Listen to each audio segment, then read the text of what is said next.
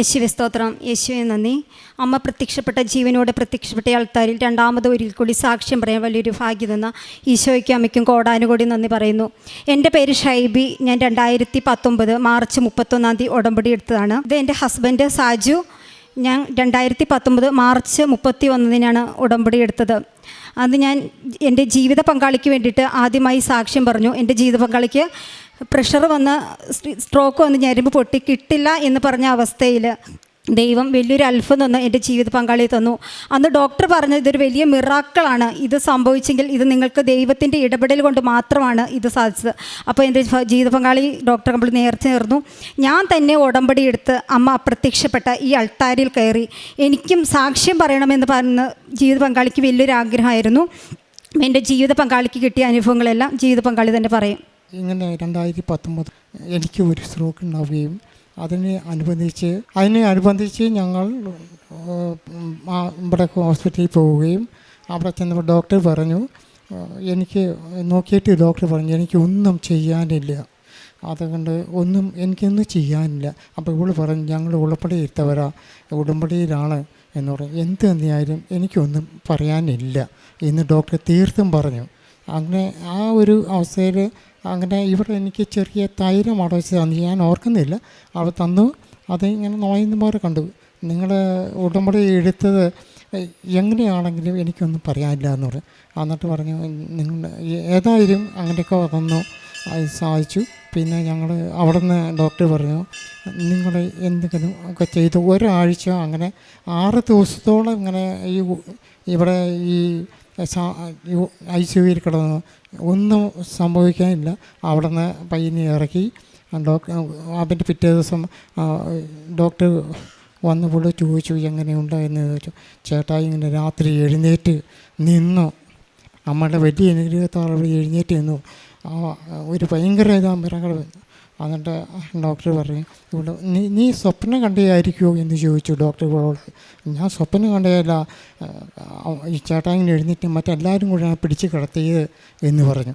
അപ്പം ഡോക്ടർ ആലോചിച്ചിട്ട് ഡോക്ടർ പറഞ്ഞു ഒരു നേരം അവിടെ നിന്നിട്ട് ഡോക്ടർ പറഞ്ഞു ഒരു സ്കാനിങ് കൂടി എടുത്തോളാൻ പറഞ്ഞു. ആ ഒരു സ്കാനിങ് കൂടി എടുത്തുകൊണ്ട് വന്ന് പിറ്റേ ദിവസം നോക്കിയപ്പോൾ ഈ സ്കാൻ റിപ്പോർട്ട് നോക്കി കഴിഞ്ഞപ്പോൾ തലയുടെ പൊട്ടിയ ഞരമ്പ്, ആ ഞരമ്പ് അവിടെ തന്നെ കൂടിയിരിക്കുന്നു. വേറെ ഒരു ട്രീറ്റ്മെൻറ്റ് ചെയ്തില്ല, അത് അവിടെ കൂടിയിരിക്കുകയാണ്, തന്നെ അവിടെ കൂടിയിരിക്കുന്നു. അവിടെ അവിടെ ക്ലോട്ടായിരിക്കുന്ന ആ ഒരു ചെറുതായിട്ട് അവിടെ പറ്റി പിടിച്ച് അതൊക്കെ ഇനി ഉണങ്ങാനോ. അപ്പോൾ ഡോക്ടർ ഒരു ഇതുങ്ങളെ കൊടുത്ത് ഇതുങ്ങളെ കഴിഞ്ഞ് നിങ്ങളത് ചെയ്തോളാൻ പറയും. എന്നിട്ട് അവിടെ നിന്ന് ഡോക്ടർ പോയി തിരിച്ച് അവിടെ നിന്ന് ഒരു 16ാമത്തെ ദിവസം അവിടെ നിന്ന് ഡിസ്ചാർജ് ചെയ്തു. തന്നെ ഞാൻ അറിയുന്നില്ല, എൻ്റെ കണ്ണിന് കാഴ്ചയില്ല, ഒരു കാഴ്ചയില്ല, ഒന്നുമില്ല, ഞാൻ ഒന്നും അറിഞ്ഞിട്ടില്ല. അവിടെ നിന്ന് പോന്ന് വീട്ടിൽ വന്നു കഴിഞ്ഞാൽ കുറച്ച് കഴിഞ്ഞ് എല്ലാം കഴിഞ്ഞ് തിരിച്ച് ഞങ്ങൾ ഡോക്ടറെ കാണാൻ പോയി. തിരിച്ച് അവിടെ ഒന്ന് ചെന്ന് ഡോക്ടർ വേറെ ഡോക്ടറാണ്, ആ ഡോക്ടർ അവിടെ ഇല്ല. ആ ഡോക്ടർ വന്ന സ്ഥലത്തേക്ക് കോട്ടയത്തേക്ക് അങ്ങോട്ട് പോയി. തിരിച്ച് ഒരു ഇതും അത് കാണാനില്ല. എന്നിട്ട് എൻ്റെ കൈയും ഒരു കാലും തലയും മൊത്തം പോയതാ, എനിക്ക് ഒരു ഓർമ്മയില്ല. അത് കഴിഞ്ഞ് സാക്ഷ്യം ഇത്രയും പറഞ്ഞു കഴിഞ്ഞ് ഡോക്ടർ പറഞ്ഞു ഒന്നും ചെയ്യേണ്ട. അത് കഴിഞ്ഞ് വേറെ ഡോക്ടറെ കണ്ടു. ആ ഡോക്ടർ അന്ന് കണ്ടു, ഒരു ഗുളിക മാറി തരാൻ മതി, ഒരു ഗുളിക മാറി തന്നു. അവിടെ നിന്ന് ഞങ്ങൾ ലാസ്റ്റ് 2 വർഷത്തിന് മേളിൽ ആ ഡോക്ടറെ കണ്ടു. ആ ഡോക്ടർ പറഞ്ഞു ഒരു ദിവസം പറഞ്ഞു, അവൾ പറഞ്ഞു ഒരു കാര്യം പറയട്ടെ എന്ന് പറഞ്ഞു. അപ്പോൾ പറഞ്ഞോളാൻ പറഞ്ഞു. അപ്പോൾ ഡോക്ടർ എന്താണോ പറയാൻ പോകുന്നത് ഞങ്ങൾക്കറിയാം, അത് തന്നെയാണ് ഡോക്ടർ പറഞ്ഞത്. ഡോക്ടർ പറഞ്ഞു ഇതൊരു മിറക്കിൾ എന്ന് തന്നെ എനിക്ക് അങ്ങനെ പറയാൻ വരാതെയും വലിയ സംഭവമാണ്. ആ 95% നമ്മൾ വീക്കായി വീഴാം, ഒന്നും അറിയുന്നില്ല. അതുപോലെ അവിടെ നിന്ന് ഇത് കഴിഞ്ഞ് ഡോക്ടർ പറഞ്ഞു ഞാൻ ഒരു കാര്യം കൂടി നിങ്ങൾ പറയട്ടെ. എന്താണെന്ന് ചോദിച്ചു. പറഞ്ഞോളാൻ പറയും. ഇത്രയും സംഭവിച്ച ഒരാൾക്ക് 1% പോലും മെമ്മറിയിൽ ഒരു കുറവും കണ്ടില്ല. അതാണ് എന്നെ അത്ഭുതപ്പെടുത്തിയ ഡോക്ടർ പറഞ്ഞു. ഇനി നിങ്ങൾ വരുമ്പോൾ ഞാൻ വേറെ സ്ഥലത്തായിരിക്കും, ഞാൻ പോവുകയാണ് വേറെ ഡോക്ടറെ പരിചയപ്പെടുത്താൻ തന്നേക്കാൻ പറഞ്ഞു. അവർ പരിചയപ്പെടുത്തി ഇന്ന ഡോക്ടറെ കണ്ടാവെന്ന് പറഞ്ഞു. ആ ഡോക്ടർ പോയി. അവിടുന്ന് പിന്നെ ഞങ്ങൾ അവിടുന്ന് വീട്ടിൽ വന്നു. അത് കഴിഞ്ഞ് ഞങ്ങൾ എങ്ങനെയെങ്കിലും അഖണ്ഡ ജപമാലയ്ക്ക് പോകണം എന്നൊരാഗ്രഹം ഉണ്ടായിരുന്നു. അതിന് മുമ്പ് ഞങ്ങൾ ഈ വണക്കമാസത്തിൽ ഞങ്ങളിങ്ങനെ പ്രാർത്ഥിച്ചുകൊണ്ട് ആ 30 ദിവസം എല്ലാ ദിവസവും മാതാവിനെ ഞങ്ങളെ കണ്ടു. എല്ലാ ദിവസവും ഒറ്റ ദിവസം പോലുമില്ല. ലാസ്റ്റ് 2 ദിവസം കൊണ്ട് ലാസ്റ്റത്തെ ദിവസം ഇതിങ്ങനെ പയ്യന് ഒടിഞ്ഞ് തൻ്റെ പോയി. ഇപ്പം വീട്ടിൽ അതുണ്ട്. ആ മാസം അത് കഴിഞ്ഞ് ഞങ്ങൾ ഉടമ്പടിക്ക് ഒരു ദിവസം പോകണമെന്നുണ്ടായിരുന്നു. ആ ഉടമ്പടിക്ക് പോകാൻ എങ്ങനെ പോകും? ഞങ്ങൾ മാത്രമുണ്ട്. ഞങ്ങളുടെ ഭാഗത്ത് അധികവും ഹിന്ദുക്കളാണ്. അങ്ങനെ പോകും എങ്ങനെയാണ്. അത് കഴിഞ്ഞ് ഞങ്ങൾ അവിടുന്ന് അങ്ങനെ ഇരിക്കുമ്പോഴാണ് എനിക്ക് ഉടമ്പടിയുടെ തലേ ദിവസം രാവിലെ ഒരു 11 മണിക്ക് ഫോൺ വരുന്നത്. ഞങ്ങളിങ്ങനെ പോകുന്നുണ്ടോ, നിങ്ങൾ വരുന്നുണ്ടോ എന്ന് ചോദിച്ചു. ആ ചോദിച്ചതിന് ഞാൻ പറഞ്ഞു അവൾ വരട്ടെ, ചോദിച്ചിട്ട് പറയാം എന്ന് പറഞ്ഞു. ആൾ വേറെ ജോലിക്ക് പോയിക്കാണെന്ന് പറഞ്ഞു. അപ്പോൾ പറഞ്ഞു ഞാൻ ഇന്ന സ്ഥലത്ത് പഞ്ചായത്തിൽ മെമ്പറായിരുന്നു, മുൻ മെമ്പർ. അപ്പോൾ ഇന്നാണ് ഞങ്ങൾ ഇവിടെ ഉടമ്പടി എത്താനാണ്, ഇന്ന രീതിയിലാണ് പോരുന്നത്. അപ്പോൾ അവിടെ രാത്രി 11 മണി ഞങ്ങൾ നോക്കിയിരുന്നിട്ട് പുള്ളിക്കാരത്തി വന്ന് ഞങ്ങൾ വിളിച്ചു. അവർക്ക് ലീവ് കിട്ടി, അവർ ഓക്കെ ആണെന്ന് പറഞ്ഞു. എന്നിട്ട് ഞങ്ങൾ തീരുമാനിച്ച് രാത്രി 4 മണിക്ക് അവിടെ പോകുന്നു. ഇവിടുന്ന് ജപമാലയിൽ ഒരു 10:15 ജപമാലയിൽ കയറി. 10:15 ജപമാലയിൽ കയറി. അവിടുന്ന് മഴയായിരുന്നു. മഴയും കഴിഞ്ഞ് എല്ലാം എൻ്റെ ഒരു കൈക്ക് സ്വാധീനമുള്ളൂ, ഒരു കൈയും ഒരു കാലും പോയിരിക്കുന്നായിരുന്നു. അത് കഴിഞ്ഞ് ഈ അവിടുന്ന് ഇറങ്ങി ഈ ജപമാലയിൽ കയറി. അവിടുന്ന് പോയി കുറച്ച് കഴിഞ്ഞപ്പോൾ ഞാൻ വിചാരിച്ചു ഈ കടലിൽ കൂടി അതിൻ്റെ സൈഡിൽ കൂടി കരയിലൂടെ ആയിരിക്കും പോകണമേ. അതിലൂടെ അങ്ങ് പോകാറ്, നിരപ്പുള്ള വഴിയല്ലേ, അതിലൂടെ പോകാറോ എന്ന് വിചാരിച്ചു. അതിലൂടെ പോകാൻ അങ്ങനെ വിചാരിച്ച് കുറച്ച് കഴിയുമ്പോൾ നേരെ കടലിലോട്ടാണ് ഇറങ്ങുന്നത്. കടലിലോട്ട് ഇറങ്ങിയപ്പോൾ എനിക്ക് അവിടെ ഇറങ്ങിയപ്പോൾ തൊട്ട് എൻ്റെ കാല് പയ്യന് വേദന എടുത്തു തുടങ്ങി. ഞാൻ അമ്മയോട് ഇത്രയേ പറഞ്ഞോളൂ, എനിക്ക് പള്ളിയിൽ എങ്ങനെയെങ്കിലും എത്തണം, അതാണ് എൻ്റെ ഒരു ലക്ഷ്യം. വേറെ ഒന്നും ചിന്തിച്ചില്ല, അത് മാത്രമായിരുന്നു എൻ്റെ ലക്ഷ്യം. അല്ലെങ്കിൽ പള്ളിയിൽ പോകുന്ന ഒന്നും ഞങ്ങൾ വിചാരിച്ചില്ല. എങ്ങനെയോ ഞങ്ങളെ എത്തിക്കണം, എത്തിക്കണം എന്ന് പ്രത്യേകം പറഞ്ഞിട്ടുണ്ടായിരുന്നു. അവിടെ നിന്ന് പയ്യനെ തിരിച്ച് ഒരു കയ്യിൽ വേർപ്പ് തുടയ്ക്കാനുള്ള തുടിയും ഒരു കയ്യിൽ കുടയുണ്ട്. എങ്ങനെ ഇത് പിടിക്കുമെന്ന് എനിക്കറിയാം. ഇച്ചിരി കഴിഞ്ഞപ്പോൾ എൻ്റെ ഒരു കാല് വേദന എടുത്തു, പിന്നെ അടുത്ത കൈ വേദന എടുത്തു, കാലും കൈയും വേദന എടുത്തു. അത് കഴിഞ്ഞ് അവിടുന്ന് പോകുന്നപ്പോൾ അനങ്ങാൻ മേലാത്ത അവസ്ഥയായി. പിന്നെ മൂന്നാമത്തെ ഇടത്തെ കാലും കൂടി വേദന. ഞാൻ അമ്മയോട് പറഞ്ഞു, അമ്മ അവിടം വരെ എങ്ങനെയെങ്കിലും എത്തണമല്ലോ. അത് കഴിഞ്ഞ് ഒരു പ്രാരത്തിൽ നടന്ന് കുറച്ച് കഴിഞ്ഞപ്പോൾ ഒരു ചേട്ടൻ അവിടെ കഞ്ഞി കൊടുക്കണം, അവിടെ കുടിച്ചു. ആ ചേട്ടൻ അത്ഭുതത്തോട് ചോദിച്ചു, ഇതെങ്ങനെ അവിടം വരെ എത്തി? ഇനി ഇവിടെ നിന്നുള്ളൂ കിലോമീറ്റർ എന്ന് പറഞ്ഞു. അവിടം വരെ പോകേണ്ടതല്ലേ ചേട്ടാ, അവിടം വരെ എങ്ങനെയെങ്കിലും എത്തിയാൽ മതിയായിരുന്നു എന്ന് പറഞ്ഞു. ഭയങ്കരം എന്ന് പറഞ്ഞു. അവിടെ നിന്ന് ഞങ്ങൾ പയ്യനെ അവിടെ നിന്ന് പോയി. പിന്നെയും കടലിൽ ഇറങ്ങി അവിടെ നിന്ന് ഇങ്ങനെ നടക്കുമ്പോൾ 2 പ്രാവശ്യം വീഴാൻ പോയി. 2 പ്രാവശ്യം വീഴാൻ പോയി എന്ന് വെച്ചാൽ അത്ര ഇതായിരുന്നു. ഭയങ്കര വേദന. എനിക്ക് നടക്കാൻ ഒരു കാല് പയ്യനെ അരിച്ച് നടന്നത്. അവിടെ നിന്ന് കയറി പിന്നെയും പോയി. കുറേ കഴിഞ്ഞ് കഴിയുമ്പോൾ ചേച്ചി അവിടെ നിന്ന് ഏതെങ്കിലും പള്ളിയിൽ എന്തോ പിരിവുണ്ടായിരുന്നു. ആ ചേച്ചി ചോദിച്ചു ഇവിടുന്ന് എത്ര കിലോമീറ്റർ ഉണ്ട് ചേച്ചി എന്ന് പറഞ്ഞു. അപ്പോൾ പറഞ്ഞു ഇത്ര കിലോമീറ്റർ ഉണ്ട്, ഇനിയുണ്ട്. അപ്പം നിങ്ങൾ എങ്ങനെ പോകണേ? ഞാൻ ആംബുലൻസ് വിളിച്ചു തരാമെന്ന് പറഞ്ഞു. ആംബുലൻസിൽ വന്ന് പറഞ്ഞു എങ്ങനെ ആംബുലൻസ് വേണ്ട, എങ്ങനെയെങ്കിലും പോകാൻ പറ്റിയെങ്കിൽ അത് നന്നായിരിക്കും. എങ്ങനെ ഈ കാര്യം വെച്ചാൽ പോകണേ ഭയങ്കര പാടാണ്, ബുദ്ധിമുട്ടാണ്. എൻ്റെ ഒരു കാലും 3 കാലിന് അത്രയും കനമെന്ന് പറഞ്ഞോ. എന്ത് നീങ്ങൂല, അരിച്ചരിച്ചാണ് നീങ്ങിക്കൊണ്ടിരുന്നത്. അവിടെ നിന്ന് അമ്മയോട് പറഞ്ഞു, അമ്മയെ ഈ പള്ളിയിലൊന്ന് എത്തിക്കണം എന്നെ, ഈ പള്ളിയിൽ എങ്ങനെയെങ്കിലും എന്നെ എത്തിച്ചാൽ എനിക്ക് ശരിയാവുള്ളൂ, അതെനിക്ക് ശരിയാവില്ല. അന്ന് അവിടെ നിന്ന് ഒരു പ്രാർത്ഥന അവിടെ നിന്ന് ഇറങ്ങി അവിടെ നിന്ന് ഇങ്ങനെ നീ പയ്യെ അടുത്ത സ്ഥലത്ത് വന്ന് കടലിൽ നിന്ന് കയറി അവിടെ നിന്ന് ചെന്ന് കഴിഞ്ഞപ്പോൾ ഒരു പയ്യനോട് ചോദിച്ചു, അവിടെ ഈ ബിരിയാണി കൊടുക്കുന്നത് ഇനിയിപ്പം നീ 1.5 കിലോമീറ്ററാണ്, ഒരു അടിപൊളി നടക്കാൻ പറ്റാതെ എനിക്ക് 1.5 കിലോമീറ്റർ ഞാനങ്ങനെ നടക്കും. ആ ഒരു ഇതിൽ ഞാൻ നടന്ന് പള്ളി എന്ത് ചെയ്ത് കാണുന്നില്ല. ഞാൻ നടക്കുന്നതിൻ്റെ സ്പീഡ് അങ്ങനെയാണ്. എൻ്റെ കൂടെയുള്ളവരോട് ഞാൻ പറഞ്ഞു കഴിഞ്ഞാൽ അവർ ഡൗൺ ആവും. അപ്പോൾ പിന്നെ ആ കുഴപ്പമാവും. അത് ഞാൻ പറഞ്ഞില്ല, കാല് വേനലെന്ന് പറഞ്ഞുള്ളൂ. ഇതിങ്ങനെ നടക്കുമ്പോൾ ഈ കൊന്തെടുത്ത് പോക്കറ്റിൽ ഇട്ടു, അതിൻ്റെ കുരിശ് മാത്രം പുറത്തേക്ക് ഇട്ടു, ഈ കുട ചുരുക്കി ഭാര്യ അവൾ ബാഗിൽ വെച്ചു.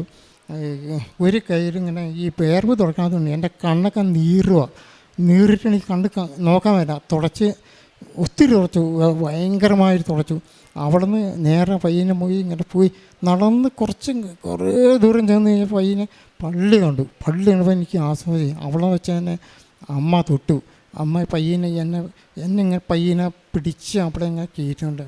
പള്ളിയുടെ മുറ്റത്ത് കയറി അവിടെ നിന്ന് പള്ളി അവിടെ ചെന്ന് ചെരുപ്പ് ഊരാൻ പറ്റില്ല. ചെരുപ്പ് അവിടെ എനിക്ക് ഊരി തന്നു. ആ ഊരി തന്ന ചെരുപ്പ് എങ്ങനെയോ ഊരി അവിടെ നിന്ന് ഒരു സ്റ്റെപ്പ് കയറിയിട്ട് വേണം പള്ളിയുടെ ഉള്ളിട്ട്. അവിടെ നിന്ന് കയറി പള്ളിയുടെ ഉള്ളിൽ മുട്ടുകുത്തി പ്രാർത്ഥിക്കണം എനിക്ക് ആഗ്രഹം ഉണ്ടായിരുന്നു. മുട്ടുകുത്തി അവിടെ നിന്ന് പ്രാർത്ഥിക്കണമെന്ന് വലിയ അതിയായ ആഗ്രഹമായിരുന്നു. അവിടെ നിന്ന് ഞാൻ പ്രാർത്ഥിച്ചു, അമ്മയെ എന്നെ ഈ പ്രത്യക്ഷ സാക്ഷിയാക്കി ഇവിടെ എത്തിച്ചെന്ന് അമ്മയ്ക്ക് നന്ദി പറഞ്ഞു. അതുപോലെ തന്നെ ഇവിടെ വന്നിരിക്കുന്ന അനേകായിരം മക്കളുണ്ട്. ഈ മക്കളെയൊക്കെ അവരെ സുരക്ഷിതമായിട്ട് അവരുടെ വീട്ടിലെത്തിക്കണമെന്ന് ഞാൻ 2 വാക്ക് മാത്രം ഞാൻ പറഞ്ഞു. അത്രേ അമ്മയോട് പറഞ്ഞിട്ട് ഇങ്ങനെ മാറി. അത് കഴിഞ്ഞാൽ ബാക്കി അവൾ പറയും. യേശുവേ സ്തോത്രം, യേശുവേ നന്ദി. അഖണ്ഡ ചുമൽ റാലിയിൽ സംബന്ധിച്ച് പോന്നു. അതിനുശേഷം കൂടുതൽ ആരോഗ്യത്തിലും മെച്ചപ്പെട്ടു തുടങ്ങി. ഉടമ്പടി എടുത്തതിന് ശേഷം കണ്ണിന് ഈ സ്ട്രോക്ക് വന്നതിന് ശേഷം കണ്ണിന് കാഴ്ച തീരെ ഉണ്ടായിരുന്നില്ല. അരമണിക്കൂർ മേലെ ബൈബിൾ വായിക്കാനായിട്ട് സാധിക്കുന്നു. പ്രേക്ഷിത പ്രവർത്തനം എന്ന് പറയുന്നത് ഞങ്ങൾ എല്ലാ മാസം തന്നെ അമ്മേ സന്നിധിയിൽ വരും, പത്രം വാങ്ങും. ഞങ്ങൾ ഹോസ്പിറ്റൽ, ഗവൺമെൻറ് ഹോസ്പിറ്റൽ, മെഡിക്കൽ, അതുപോലെ തന്നെ ഓട്ടോ സ്റ്റാൻഡ്, മറ്റു പ്രൈവറ്റ് മേഖല, എല്ലാം പൊതുവായ മേഖലയിൽ ഞങ്ങൾ ഒരുമിച്ചാണ്. കാര്യം വയ്യെങ്കിൽ, നടക്കാൻ വയ്യെങ്കിൽ പോലും എല്ലാവരുടെ മുമ്പിൽ ഞങ്ങൾ ചെന്ന് ഞങ്ങൾക്ക് കിട്ടിയ സാക്ഷ്യങ്ങൾ ഞങ്ങൾ പറയും. കാരണം എനിക്ക് കിട്ടില്ല എന്ന് പറഞ്ഞൊരു വ്യക്തിനെ പരിശുദ്ധ അമ്മ വഴി, ഉടമ്പടി വഴി ഞങ്ങൾക്ക് കിട്ടിയതാണ്. അപ്പം ഞങ്ങളുടെ സാക്ഷ്യങ്ങൾ കേൾക്കുമ്പോൾ ഈ മക്കൾക്കും വിശ്വാസം. അതുപോലെ തന്നെ ഞങ്ങളുടെ അയൽവക്കങ്ങളിലുള്ള മക്കൾക്ക്, ഞങ്ങളാണ് ആ ഭാഗത്ത് നിന്ന് ആദ്യമായിട്ട് ഉടമ്പടി എടുക്കാൻ വന്നത്. പക്ഷേ ഞങ്ങൾ വന്ന് ഉടമ്പടി എടുത്തതിന് ശേഷം ചേട്ടായിക്ക് ഇങ്ങനെ ഒരു അനുഭവം കിട്ടിയതിന് ശേഷം വേറെ മക്കൾ വന്ന് ഉടമ്പടി എടുത്തു. ഞങ്ങളിലൂടെ അനേകർക്ക് വിശ്വാസമായി. പിന്നെ കാരുണ്യ പ്രവൃത്തി എന്ന് പറയുന്നത് ഞങ്ങൾ 2019 ഉടമ്പടി എടുത്ത കാലം മുതൽ ഞങ്ങൾക്ക് കിട്ടുന്ന വേതനത്തിൽ നിന്നൊരു ദശാംശം എടുത്ത് മാറ്റിവെച്ച് അത് പാവപ്പെട്ട മക്കൾക്ക്, അത് അർഹതയുള്ള മക്കൾക്ക് ഞങ്ങൾ നേരിട്ട് കൊണ്ടുപോയി കൊടുക്കും. പിന്നെ ഞങ്ങൾക്കൊരു കൃപാസന ടീച്ചർ സെയിലിന് ടീച്ചറിൻ്റെ ഗ്രൂപ്പുണ്ട്. അപ്പോൾ ഞങ്ങൾക്ക് ഇപ്പോൾ ഞാൻ ചേട്ടായി ജോലിക്ക് പോകുന്നില്ല, വീട്ടിലെ കാര്യങ്ങൾ നോക്കണുള്ളൂ. അതിന് ശേഷമാണ് ഞാനൊരു ജോലിക്ക് പോയി തുടങ്ങിയത്. അപ്പോൾ എനിക്ക് കിട്ടുന്ന ഒരു ദശാംശം സാലറിയിൽ നിന്ന് ആദ്യം എടുത്ത് മാറ്റി വയ്ക്കും. അതിന് ശേഷമാണ് ഞങ്ങളുടെ കാര്യങ്ങൾക്ക് അത് ഉപയോഗിക്കുകയുള്ളൂ. അത് പാവങ്ങൾക്ക് കൊടുക്കും. പിന്നെ മറ്റുള്ളവർക്ക് വേണ്ടി പ്രാർത്ഥിക്കുവാനും ദിവസവും ഞങ്ങൾ ഒരു യാക്കോബിറ്റ് കുടുംബാംഗമാണ്. ഞങ്ങൾക്ക് ജപമാല, സത്യം പറഞ്ഞാൽ ഈ ഉടമ്പടി എടുത്തതിന് ശേഷമാണ് ജപമാല ചൊല്ലാൻ ഞങ്ങൾ പഠിച്ചത്. അപ്പോൾ ഞങ്ങൾ ഒരുമിച്ചിരുന്ന മക്കളായിട്ട് ജപമാല ചൊല്ലും, പ്രാർത്ഥിക്കും. എല്ലാം ഞങ്ങൾക്ക് ഞായറാഴ്ചയാണ് വിശുദ്ധ ബലിയുള്ളൂ. ഞായറാഴ്ച വിശുദ്ധ ബലി സംബന്ധിച്ച് റോസോയെ പ്രാർത്ഥന സ്വീകരിച്ച് കുർബാന സ്വീകരിക്കും. ഒത്തിരി കാരുണ്യ പ്രവൃത്തി ചെയ്യാൻ സാധിച്ചു. ഇത്രയേറെ അനുഗ്രഹങ്ങൾ തന്ന ഈശോയ്ക്കും അമ്മയ്ക്കും കോടാനുകോടി നന്ദി അർപ്പിക്കുന്നു. ഞാൻ നിനക്ക് വീണ്ടും ആരോഗ്യം നൽകും, നിന്റെ മുറിവുകൾ സുഖപ്പെടുത്തും. ജെറമയ പ്രവാചകന്റെ പുസ്തകത്തിൽ നിന്ന് 30-ാം അധ്യായം 17-ാം വചനമാണ്. ഞാൻ നിന്നെ സുഖപ്പെടുത്തും, നിന്റെ മുറിവുകൾ സുഖപ്പെടുത്തുമെന്നാണ് കർത്താവ് നമ്മളോട് പറയുന്നത്.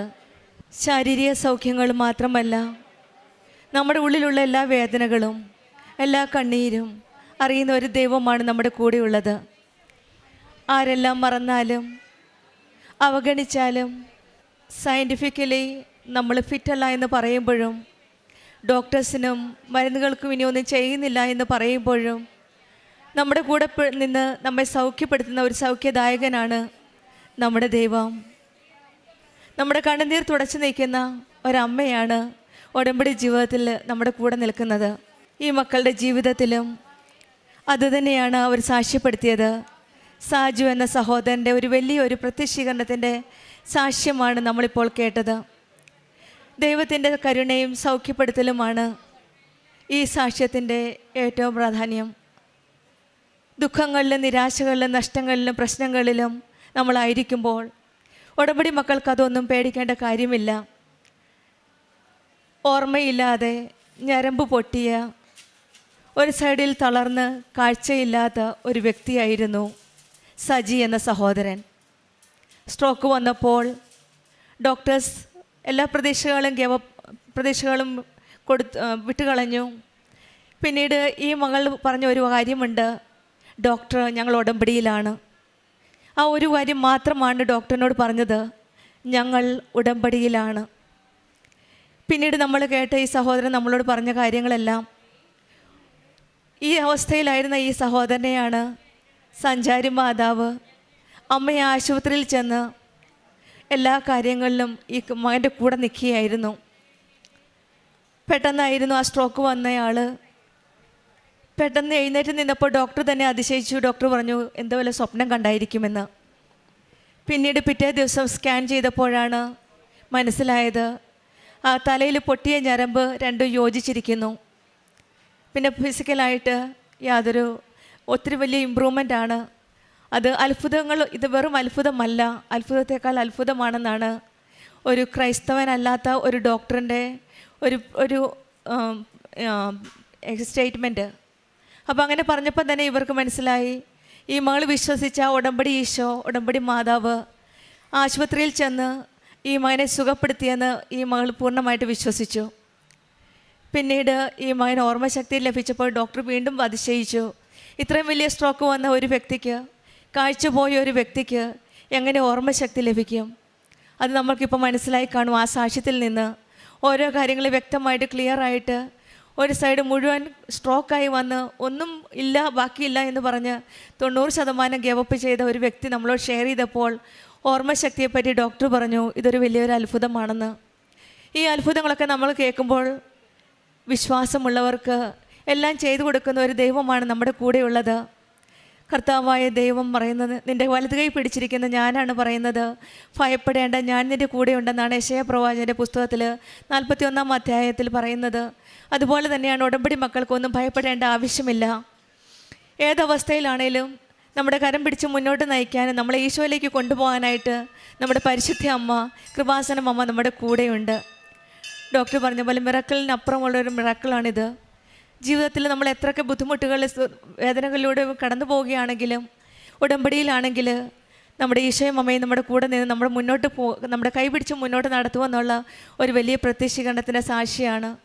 ഈ മകൻ പറഞ്ഞത്, എനിക്ക് തന്നെ വന്ന് ഉടമ്പടി എടുക്കണം, എനിക്ക് പ്രത്യക്ഷീകരണത്തിൻ്റെ സാക്ഷിയായി ഈ ആലയത്തിൽ വന്ന് പരിശുദ്ധമ്മ ജീവനോടെ പ്രത്യക്ഷപ്പെട്ട ഈ ആലയത്തിൽ വന്ന് സാക്ഷി പറയണമെന്നാണ് ഈ മകൻ പറഞ്ഞത്. അതുപോലെ തന്നെയാണ് ഇന്ന് സ്വയമായിട്ട് ഉടമ്പടി എടുത്ത് പ്രാർത്ഥിച്ച് പരിശുദ്ധ അമ്മയുടെ നല്ലൊരു സാക്ഷിയായിട്ട് തന്നെയാണ്, പ്രത്യക്ഷീകരണത്തിൻ്റെ സാക്ഷിയായിട്ടാണ് ഈ മകൻ ഇന്ന് നമ്മുടെ കൂടെയുള്ളത്. പിന്നെ പറഞ്ഞത് അഖണ്ഡ ജപമാല റാലി. എത്ര ബുദ്ധിമുട്ടിയാണ് ആ അമ്മ കൊടുത്ത സ്നേഹം, ഈ മകനും ആ അമ്മയോടുള്ള സ്നേഹം.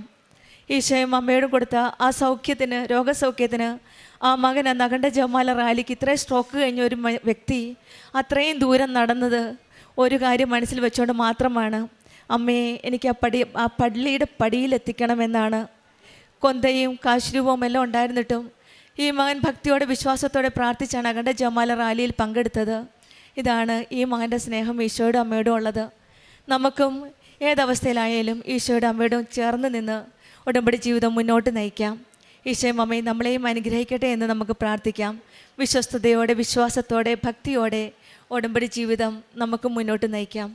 സജു എസ് കുടുംബത്തിന് ലഭിച്ച സ്പെഷ്യലി ഈ രോഗസൗഖ്യത്തിന് നമുക്ക് കരങ്ങളടിച്ച് ദൈവത്തെ മഹത്വപ്പെടുത്താം. യേശുവേ നന്ദി, യേശുവേ സ്തുതി. അത്യപൂർവ ദൈവാനുഭവങ്ങൾ ഇനി നിങ്ങൾക്കും സ്വന്തം. ഈ യൂട്യൂബ് ചാനൽ ഇതുവരെ സബ്സ്ക്രൈബ് ചെയ്തിട്ടില്ലെങ്കിൽ ഇപ്പോൾ തന്നെ സബ്സ്ക്രൈബ് ചെയ്യുക.